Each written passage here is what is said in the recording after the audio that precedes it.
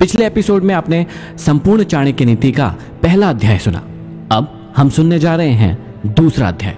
दूसरे अध्याय की शुरुआत में ही श्री चाणक्य कहते हैं कि झूठ बोलना, उतावलापन दिखाना, छल कपट, मूर्खता, अत्यधिक लालच करना, अशुद्धता और दयनीयता, ये सभी प्रकार के दोष स्त्रियों में स्वाभाविक रूप से मिलते हैं। स्त्रियों के विषय में चाणक्य की उपयुक्त धारणा का कारण क्या रहा था यह कहना तो कठिन है, परंतु सभी स्त्रियों में ये स्वाभाविक दुर्गुण हो यह संभव नहीं है। चाणक्य के काल में स्त्री शिक्षा का निश्चित रूप से अकाल रहा होगा। इसी आधार पर चाणक्य ने स्त्री को मूर्ख, लालची, अशुद्ध, झूठी, छली आदि कहा होगा। लेकिन दयाहीनता की भावना स्त्री का स्वाभाविक दोष नहीं माना जा सकता। चाणक्य कहते हैं कि भोजन करने तथा उसे अच्छी तरह से पचाने की शक्ति हो तथा अच्छा भोजन समय पर प्राप्त हो, प्रेम करने के लिए अर्थात रति सुख प्रदान करने वाली उत्तम स्त्री के साथ संसर्ग हो, खूब सारा धन और उस धन को दान करने का उत्साह हो, ये सभी सुख किसी तपस्या के फल के समान होते हैं, अर्थात कठिन साधना के बाद ही ये सुख प्राप्त होते हैं। आगे कहते हैं कि जिसका पुत्र आज्ञाकारी हो, स्त्री उसके अनुसार चलने वाली हो, अर्थात पतिव्रता हो, जो अपने पास धन से संतुष्ट रहता हो, उसका स्वर्ग यहीं पर है।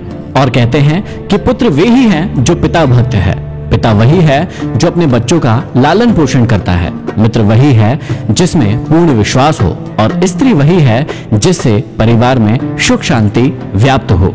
जो मित्र प्रत्यक्ष रूप से मधुर वचन बोलता हो और पीठ पीछे अर्थात अप्रत्यक्ष रूप से आपके सारे कार्यों में रोड़ा अटकाता हो, ऐसे मित्रों को उस घड़े के समान त्याग देना चाहिए जिसके भीतर विष भरा हो और ऊपर मुंह के पास दूध भरा हो। बुरे मित्रों पर और अपने मित्रों पर भी कभी विश्वास नहीं करना चाहिए, क्योंकि कभी नाराज होने पर संभवतः वह आपका विशिष्ट मित्र भी सारे रहस्यों को बाहर जाकर प्रकट कर सकता है। मन में विचारे गए कार्यों को कभी किसी के सामने नहीं करना चाहिए, अपितु उसे मंत्र की तरह रक्षित करके अपने मतलब सोचे हुए कार्य को करते रहना चाहिए। निश्चित रूप से मूर्खता दुखदायी है और यौवन भी दुख देने वाला है, परंतु कष्टों में भी बड़ा कष्ट दूसरों के घर पर रहना होता है। निश्चित रूप से मूर्ख व्यक्ति का समाज में कोई सम्मान नहीं है। विवेकहीन व्यक्ति को पग पग पर अपमानित होना पड़ता है और परिहास का पात्र बनना पड़ता है। इसी प्रकार यौवन के आने पर भी आदमी कभी कभी अपना विवेक और आपा खो बैठता है। जवानी में आदमी का जोश और उत्साह तो खूब बड़ा चढ़ा होता है, पर वह अपना होश भी खोए रहता है। उसमें अपनी शक्ति का अहम इस कदर बढ़ जाता है कि उसे अपने सामने वाला व्यक्ति तुच्छ दिखाई देने लगता है। चाणक्य का कहना है कि किसी को विवशता में जब दूसरे के घर पर निर्भर रहना पड़े तो उसका अपना वर्चस्व समाप्त हो जाता है। उसे दूसरों की कृपा पर निर्भर रहना पड़ता है, उसकी स्वाधीनता नष्ट हो जाती है और यही उसके दुखों का सबसे बड़ा कारण होता है। आगे चाणक्य कहते हैं कि हर एक पर्वत में मणि नहीं होती है और हर एक हाथी में मुक्तामणि नहीं होती है। साधु लोग सभी जगह नहीं मिलते और हर एक वन में चंदन के वृक्ष नहीं होते हैं। यहाँ हमें समझाते हुए कह रहे हैं कि अच्छी चीजें सभी जगह प्राप्त नहीं होती। पर्वत श्रृंखलाओं के मध्य खनिज पदार्थ भरे पड़े हैं, उनमें हीरे जवाहरातों की खदानें भी है, परंतु सभी पर्वतों में ये प्राप्त नहीं होते हैं। विशेष गुण वाली वस्तुओं को विशिष्ट स्थानों में ही खोजना पड़ता है। बुद्धिमान लोगों का कर्तव्य होता है कि वे अपनी संतान को अच्छे कार्य व्यापार में लगाए, क्योंकि नीति के जानकार व सद्व्यवहार वाले व्यक्ति ही कुल में सम्मानित होते हैं। चाणक्य कहते हैं कि जो माता पिता अपने बच्चों को नहीं पढ़ाते हैं वे उनके शत्रु होते हैं। ऐसे अपढ़ बालक सभा के मध्य में उसी प्रकार शोभा नहीं पाते जैसे हंसों के मध्य में बगुला शोभा नहीं पाता।